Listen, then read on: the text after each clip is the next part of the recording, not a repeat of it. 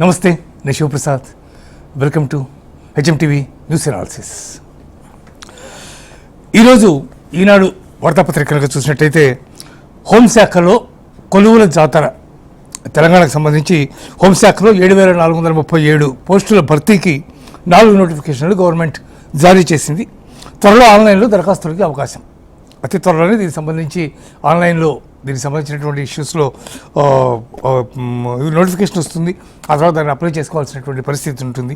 ఇది ప్రధానమైనటువంటి టాప్ ఐటమ్గా ఈనాడులో దీన్ని ప్రచురించారు.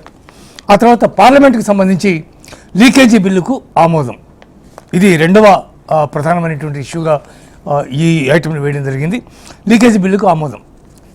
లీకేజీ ఏదైతే జరుగుతుందో పేపర్లకు సంబంధించి నాట్ ఓన్లీ నీట్ ఎగ్జామ్, ప్రధానమైనటువంటి ఎగ్జామ్స్ ఏవైతే ఉంటాయో వాటికి సంబంధించినటువంటి ఇష్యూస్లో, వాటికి సంబంధించినటువంటి వ్యవహారాల్లో ఏదన్నా అవకతవకలు కనుక జరిగినట్లయితే ప్రధానమంత్రి నరేంద్ర మోడీ ఇంత క్రితం ప్రకటించినట్టుగా ఫాస్ట్‌ట్రాక్ కోర్ట్స్, ఆ తర్వాత ఆ కోర్ట్స్ నుంచి ప్రతిరోజు డైలీ బేసిస్ మీద దానికి సంబంధించినటువంటి విచారణలు, ఆ తర్వాత స్ట్రింజెంట్గా ఉండేటటువంటి కఠినమైనటువంటి శిక్షలు, వీటన్నిటికి సంబంధించినటువంటి కొత్త బిల్లు ఏదైతే ప్రవేశపెట్టిందో ఎన్డీఏ ప్రభుత్వం, దానికి సంబంధించి ఆమోదం జరిగింది. అది కూడా చాలా గందరగోళాల మధ్య, తీవ్రమైనటువంటి వాగ్వాదాల మధ్య, రాహుల్ గాంధీ చేసినటువంటి కొన్ని వ్యాఖ్యల వల్ల తీవ్రమైనటువంటి ఆవేశం, ఉద్రిక్తతలు సభలో నెలకొన్నాయి.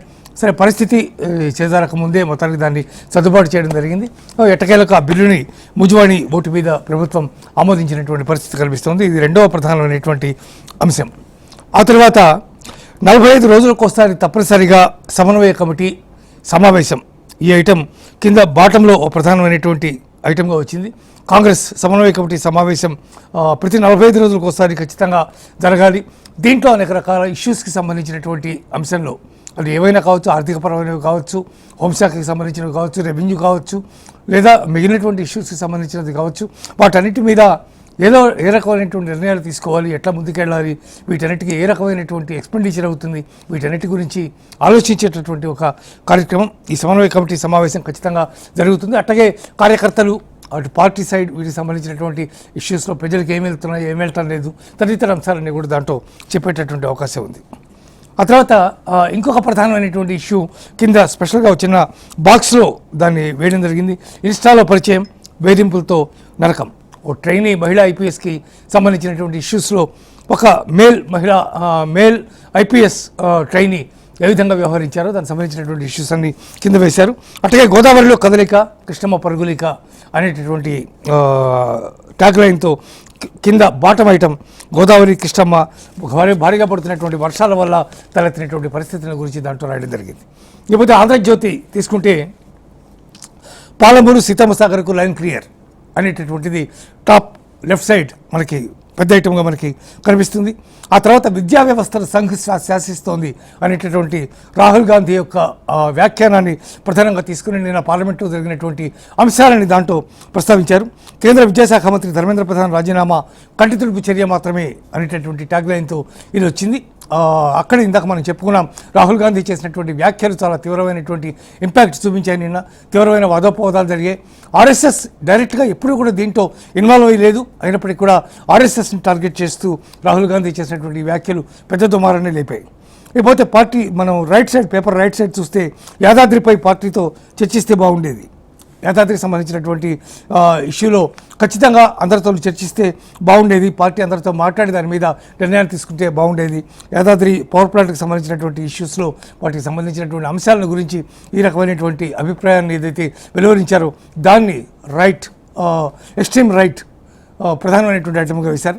లేకపోతే పైన టాప్లో 2 బ్యారేజీలతో తుమ్మిడిహట్టి మీద ప్రధానంగా ఏదైతే కాన్సన్ట్రేట్ చేస్తుందో ఇక్కడ రాష్ట్ర ప్రభుత్వం, తెలంగాణ రాష్ట్ర ప్రభుత్వం, దానికి సంబంధించి 2 బ్యారేజీలతో తుమ్మిడిహట్టి అనేటటువంటి ఐటమ్ని అక్కడ వేశారు. తుమ్మిడిహట్టి ఏ రకంగా ముందుకు తీసుకెళ్తారు అనే దాని మీద క్లియర్ అయినటువంటి ఐటమ్ మనకి దీంట్లో కనిపిస్తూ ఉంటుంది. లేకపోతే కింద బాటం లైన్ కనుక వస్తే మళ్ళీ పోలీస్ శాఖలో ఉన్నటువంటి నోటిఫికేషన్ల యొక్క సంబంధించినటువంటి 7,433 ఉద్యోగాలు అనేది ప్రధానంగా వేశారు. ఆ తర్వాత ప్రాజెక్టులన్నీ కూడా ఈ వర్షాల వల్ల మంచి జలకళను సంతరించుకున్నాయని వేయడం జరిగింది. ఆ తర్వాత భారత్ మృత ఆర్థిక వ్యవస్థ కాదు అని చెప్పి ఆంధ్రజ్యోతితో ఆర్థిక సలహా మండలి చైర్మన్ మహేంద్రదేవ్ ఇచ్చినటువంటి ఇష్యూని ప్రధానంగా తీసుకుని వాళ్ళు వేయడం జరిగింది. ఇకపోతే నమస్తే తెలంగాణ హైడ్రాకు గుబులు అనేటటువంటి హెడ్డింగ్తో ప్రధానమైనటువంటి ఐటమ్గా దాన్ని పబ్లిష్ చేశారు. అట్లాగే లెఫ్ట్లో కనుక చూసుకుంటే బడాబాబులు వేల కోట్ల భూములు అన్యాక్రాంతం అయినాయి. హైడ్రాకి గుబులు అనేది పక్కన దానికి అనుబంధంగా ఉన్నటువంటి ఐటమ్గా మనకి కనిపిస్తూ ఉంటుంది. అలాగే రియల్టీ మ్యాప్లో హైదరాబాద్ మాయం, రియల్టీకి సంబంధించినటువంటి మ్యాప్ ఏదైతే ఉంటుందో ఆ మ్యాప్లో హైదరాబాద్ మాయమైపోయింది. టోటల్గా హైదరాబాద్కి దాంట్లో స్థానం లేదు. కాంగ్రెస్ పాలనలో కుప్పకొల్లిన బ్రాండ్ ఇమేజ్ అనేటటువంటి ఐటమ్ని రైట్ సైడ్ ఫస్ట్ టాప్ కింద దాన్ని వేశారు. అట్లాగే బాటమ్ లైన్ కనుక వచ్చినట్టయితే ఎల్లీనోతో కాదు ఎల్లో కాంగ్రెస్తోనే కరువు అనేటటువంటి ఐటమ్ ప్రధానంగా ప్రచురితమైంది. ఎస్డీఎన్ఏ చెప్తేనే కాళేశ్వరంపై నిర్ణయం తీసుకున్నాం అని చెప్పి చేసినటువంటి వ్యాఖ్యలు, సీఎం రేవంత్కు ఆంధ్రవారిపైనే ప్రేమ, జూరాల ఆయకట్టుకు నీరు అందించాలి మాజీ మంత్రి సింగిరెడ్డి నిరంజన్ రెడ్డి ఆయన చేసినటువంటి వ్యాఖ్యలు ప్రధానంగా ఈ ఐటమ్ని తీసుకోవడం జరిగింది. ఆ తర్వాత తోకజాడిస్తే కట్ చేస్తాం కింద బాటమ్ లైన్లో నమస్తే తెలంగాణలో వచ్చినటువంటి బాటమ్ లైన్ తోకజాడిస్తే కట్ చేస్తాం. ఎక్కడైనా ఎవరైనా సరే ఏ మంత్రులు కానీ ఏ స్థాయిలో ఉన్నటువంటి వాళ్ళు కానీ వాళ్ళ నిబద్ధతకి లోబడి ఉండాలి. అలా కాకుండా వాళ్ళు ఏమైనా చేస్తే డెఫినెట్గా వాడు తోకలు కట్ చేస్తాం అనేటువంటి ఐటమ్ దాంట్లో మనకు కనిపిస్తుంది. ఇవి ప్రధానంగా తెలుగు పేపర్లలో తెలంగాణకు సంబంధించి వచ్చినటువంటి ప్రధానమైనటువంటి అంశాలు. లేకపోతే హ్యాన్స్ ఇండియాలో Lok Sabha passes anti paper leak bill, Lok Sabha anti leak సంబంధించినటువంటి యాంటీ పేపర్ లీక్ బిల్లుకి సంబంధించినటువంటి అంశాన్ని ప్రధానంగా తీసుకుని టాప్ బ్యానర్గా దాన్ని పబ్లిష్ చేశారు.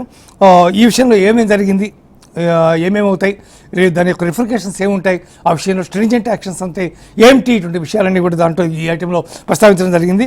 10 years jail, 50 lakh fine, faster probes trials. 10 years jail, ఎవరైనా కనుక దీంట్లో కఠినమైనటువంటి నేరాలకి పాల్పడితే, తీవ్రమైన నేరాలకి పాల్పడితే ఖచ్చితంగా వాళ్ళకి 10 సంవత్సరాలు వాళ్ళకి జైలు, 50 లక్షల రూపాయల ఫైన్. వీటన్నిటిని నిర్ధారించడానికి ఫాస్ట్ ట్రాక్ కోర్ట్సు, రోజువారీ విచారణ ఇవన్నీ కూడా జరుగుతాయి. దాన్ని ప్రధానంగా తీసుకుంది హ్యాన్స్ ఇండియా. లేకపోతే right side top second item కనుక చూసుకుంటే land registrations down but revenue up. Land registrations బాగా తగ్గినాయి కానీ రెవెన్యూ మాత్రం పెరిగింది అనేటటువంటి హెడ్డింగ్ దాంట్లో పెట్టింది. Post revision of violation slabs in teaching. ఈ స్లాబ్స్కి సంబంధించి వైలేషన్ ఏదైతే జరుగుతుందో దానికి సంబంధించినటువంటి ఇష్యూస్లో ఈ ఐటమ్ని పబ్లిష్ చేయడం జరిగింది. లేకపోతే 100% tariffs on India, China, US Senate advises Russia sanctions bill, advances Russia sanctions bill. US Senate Trump ప్రతిపాదించినటువంటి రష్యా మీద 100% టారిఫ్స్ ఏవైతే ఉన్నాయో ఆ టారిఫ్స్కి సంబంధించినటువంటి బిల్ని సెనేట్ పాస్ చేసింది. అంటే తద్వారా భారత్ కూడా కష్టాల్లో పడనుంది. ఎందుకంటే రష్యా దగ్గర నుంచి మనం చమురు చాలా భారీగా మనం కొనుగోలు చేస్తున్నాం. ఎన్ని ఆంక్షలు ఉన్నా, ఏ పరిస్థితులు ఎట్టా ఉన్నా కూడా రష్యా నుంచి దాదాపు $50, $60 చొప్పున మనం కొనుక్కుంటున్నటువంటి పరిస్థితి మన దగ్గర ఉంది. ఒక్కసారిగా ట్రంప్ ఈ రకమైనటువంటి నిర్ణయం తీసుకుని ఎప్పుడైతే రష్యా మీద 100% ఎప్పుడైతే ట్యాక్సెస్ విధించాడో దాని ప్రభావం భారత్ మీద కూడా పడే అవకాశం ఉంది. భారత్ ఆల్టర్నేటివ్గా ఏమన్నా చూసుకోవాల్సినటువంటి పరిస్థితి కూడా ఏర్పడుతోంది. అత్యంత ప్రధానంగా అంతర్జాతీయంగా అత్యంత ప్రధానమైనటువంటి ఈ అంశాన్ని తీసుకుని ఇక్కడ హ్యాన్స్ ఇండియా కింద సెకండ్ లేయర్లో దాన్ని పబ్లిష్ చేయడం జరిగింది. IMD issues orange alert. IMD orange ఇష్యూస్ని అలర్ట్ని ఇష్యూ చేసింది. వర్షాలు తీవ్రంగా పడుతున్నాయి, ఇంకా వర్షాలు కొనసాగే అవకాశం ఉంది. తీవ్రమైనటువంటి వాయుగుండం కారణంగా తలెత్తినటువంటి పరిస్థితులని కూడా ఎప్పటికప్పుడు ఐఎండి తెలియజేస్తూ ఉంది. అందులో భాగంగానే ఆరెంజ్ అలర్ట్ని జారీ చేసింది. Forecast heavy to heavy rainfall over next 2 days. రానున్న 2 రోజుల్లో కూడా ఇంకా హెవీ వర్షాలు పడేటటువంటి అవకాశం ఉంది అనేటువంటి అంశాన్ని ప్రధానంగా సెకండ్ డౌన్ లేయర్లో తీసుకోవడం జరిగింది. ఇవి తెలంగాణకు సంబంధించినటువంటి ప్రధానమైనటువంటి వార్తలు. ఇకపోతే విద్యా వ్యవస్థను సంఘ శాసిస్తోంది. ఆంధ్రప్రదేశ్ వార్తలు కనుక వస్తే విద్యా వ్యవస్థను సంఘ శాసిస్తోంది. మళ్ళీ సేమ్ ఐటమ్ తెలంగాణ పేపర్లో కొన్నిట్లో ఏవైతే వేశారో ఇంక్లూడింగ్ హ్యాన్స్ ఇండియా, అదే ఐటమ్ ఇక్కడ కూడా ప్రధానమైనటువంటి టాప్ బ్యానర్ వార్తగా ప్రచురితమైంది. కేంద్ర విద్యాశాఖ ఆర్ఎస్ఎస్ చేతుల్లోనే ప్రధాన రాజీనామా కంటితుడుపు చర్య. మళ్ళీ సేమ్ అదే ట్యాగ్ లైన్ దాదాపు దాంతో చేతులు కూడా ఇక్కడ ప్రస్తావించారు దాన్ని టాప్ బ్యానర్ ఐటమ్గా. అట్లాగే సెకండ్ ఐటమ్ చూస్తే రెండో విడత మళ్ళీ కొలువులు అంటే మళ్ళీ అందరికీ ఉద్యోగాలు ఇవ్వడానికి జరుగుతున్నాయి. సెప్టెంబర్ 15 ముహూర్తం, అక్టోబర్ 15 3-4 విడతల జాబ్ నోటిఫికేషన్లు, పకడ్బందీగా నిర్వహణ. డిఎస్సి ఏదైతే జరగబోతుందో ఆగస్టులో దానికి సంబంధించినటువంటి ఇష్యూలో రెండో విడత కొలువులు అనేటటువంటి ఐటెంలో ఆంధ్రజ్యోతి టాప్ బ్యానర్గా దాన్ని ప్రసారం చేసింది. ఆ తర్వాత రాజ్యసభలో వందే మాతరం బిల్లు ఏదైతే రాజ్యసభలో ఆమోదం పొందిందో ఆ బిల్లుకి సంబంధించినటువంటి ఇష్యూని టాప్ కింద బ్యానర్ కింద ఐటమ్గా దాన్ని తీసుకుంది. గేయానికి మరింత చట్టబద్ధ రక్షణ, ఉల్లంఘించడం శిక్షార్హం, విపక్ష సభ్యుల నిరసనల మధ్య ఆమోదం. ఇదో ప్రధానమైనటువంటి ఇష్యూగా, ఎందుకంటే వందే మాతరం అనేది మన జాతీయతకి భారత దేశానికి సంబంధించినటువంటి ఇష్యూ కాబట్టి ఇంతవరకు మనకి జనగణమన మాత్రమే ఉండేది. అలా కాకుండా ఇప్పుడు వందే మాతరం కూడా ఖచ్చితంగా పాడాలి ప్రతి సందర్భంలోనూ. అలా పాడడాన్ని ఎవరైనా అబ్జెక్ట్ చేసినా, పాడడాన్ని ఎవరైనా డిస్టర్బ్ చేసినా, దాన్ని ఏదైనా కించపరిచినట్టుగా మాట్లాడినా తీవ్రమైనటువంటి శిక్షలు వేసే విధంగా ఆ బిల్లుని ప్రవేశపెట్టింది ఎన్డీఏ ప్రభుత్వం. అది రాజ్యసభలో ఆమోదం పొందింది. అది ప్రధానంగా దీంట్లో పబ్లిష్ చేశారు. ఇకపోతే ఈనాడు తీసుకుంటే లీకేజీ బిల్లుకు లోక్సభ ఆమోదం. ఆంధ్రప్రదేశ్కి సంబంధించినటువంటి ఈనాడు పేపర్లో కూడా అదే బ్యానర్ ఐటమ్గా దాన్ని వేయడం జరిగింది. భయంతోనే సభకు అమిత్ షా రాలేదు అని రాహుల్ వ్యాఖ్యల్ని హైలైట్ చేసింది. విపక్ష నేతది అవగాహన రాహిత్యం అని కేంద్ర మంత్రి జితేంద్ర సింగ్ చేసినటువంటి వ్యాఖ్యల్ని ప్రస్తావించింది. రాజ్యసభలో వందే మాతరం బిల్లుకు సమ్మతి. రాజ్యసభలో వందే మాతరం ఆమోదం పొందింది. ఆ బిల్లు విషయం కూడా ప్రస్తావించారు. అయితే ఇక్కడ ఏంటంటే లోక్సభకి ఎవరైతే రాలేదు, ప్రధానమంత్రి నరేంద్ర మోడీ రాలేదు, అట్లాగే హోంమంత్రి అమిత్ షా రాలేదు. వాళ్ళిద్దరి యొక్క ఆబ్సెన్స్కి సంబంధించి తీవ్రమైనటువంటి వ్యాఖ్యానాలు జరిగినాయి. ముఖ్యంగా రాహుల్ గాంధీ చేసినటువంటి వ్యాఖ్యానాల మీద అమిత్ షా భయపడి మాత్రమే ఆయన సభకి రాలేదు ఇవాళ అని చెప్పి ఆయన వ్యాఖ్యానించారు రాహుల్ గాంధీ. దాని మీద విపక్ష నేతది అవగాహన రాహిత్యం అని జితేంద్ర సింగ్ ఇచ్చినటువంటి ఇష్యూని ప్రధానంగా చూపించడం జరిగింది. అంటే ప్రధాని హోమ్ మినిస్టర్స్కి అనేక రకాల పనులు ఉంటాయి, వాళ్ళు అనేక కారణాల వల్ల సభకి రాలేకపోవచ్చు అనే అంశాన్ని చూపిస్తూ ఈ రకమైనటువంటి వ్యాఖ్యలు చేసిన అంశాన్ని ప్రధానంగా తీసుకున్నారు. ఆ కింద బాటం లైన్ కనుక చూస్తే తప్పు చేసిన వారిని వెనకేసుకు రావడమే జగన్ పని అని జగన్ మీద చంద్రబాబు చేసినటువంటి విమర్శల్ని ప్రధానంగా తీసుకోవడం జరిగింది ఈనాడులో. ఈ రెండు ఐటమ్స్ ప్రధానంగా ఈనాడులో మనకి కనిపిస్తాయి. లేకపోతే మరో ఆంధ్రప్రదేశ్కి సంబంధించినటువంటి మరో పేపర్ సాక్షి కనుక తీసుకుంటే మెగా డిఎస్సి స్కామ్పై జంజీవార్. మెగా డిఎస్సి స్కామ్కి సంబంధించి జంజీవార్ నిన్న హెచ్ఎంటీవీ దానికి సంబంధించినటువంటి డిబేట్ చేసింది. నిన్న జంజీ వార్లాగా దాన్ని చేయడానికి జగన్ ప్రయత్నిస్తున్నారనేటువంటి అంశం మీద అదే అంశాన్ని ఇవాళ తీసుకున్నారు. మెగా డిఎస్సి స్కామ్పై జంజీవార్. ఢిల్లీ తరహాలో పోరాడేందుకు నిరుద్యోగులు, బాధిత అభ్యర్థులు, యువత సన్నద్ధంగా ఉన్నారు. ప్రభుత్వం దిగిరాకుంటే ఈ నెల 31 నుంచి ఉద్యమ కార్యాచరణకు పిలుపు అనే ఐటెం ప్రధానంగా దీంట్లో తీసుకోవడం జరిగింది. లేకపోతే సాయి కృష్ణ ఎవరైతే పోలీస్ కస్టడీలో మరణించాడో అతనికి సంబంధించినటువంటి ఇష్యూలో సాయి కృష్ణ కేసులో సంచలనం అనేటటువంటి ఒక వార్తా కథనాన్ని రైట్ సైడ్ టాప్లో దాన్ని ప్రసారం చేశారు. సాయికృష్ణ కేసులో ఏదో ట్విస్ట్ వచ్చింది, దానికి సంబంధించిన అంశం. నా సమ్మతి లేకుండానే పిటిషన్ వేశారు హైకోర్టులో సాయికృష్ణ తల్లి గాదే విజయలక్ష్మి అనుబంధ పిటిషన్. ఇట్లా ఒక సంచలనాత్మకమైనటువంటి కథనాన్ని వాళ్ళు ప్రసారం చేయడం జరిగింది. ఇది ఇవాళ ఉన్నటువంటి తెలంగాణ ఆంధ్రప్రదేశ్ సంబంధించినటువంటి వార్తలు ఇవి. కొంచెం చిన్న బ్రేక్ తీసుకుందాం, చూస్తూనే ఉండండి హెచ్ఎంటీవీ. బ్రేక్ తర్వాత ఈ వార్తా కథనాల మీద డిబేట్ ప్రసారం.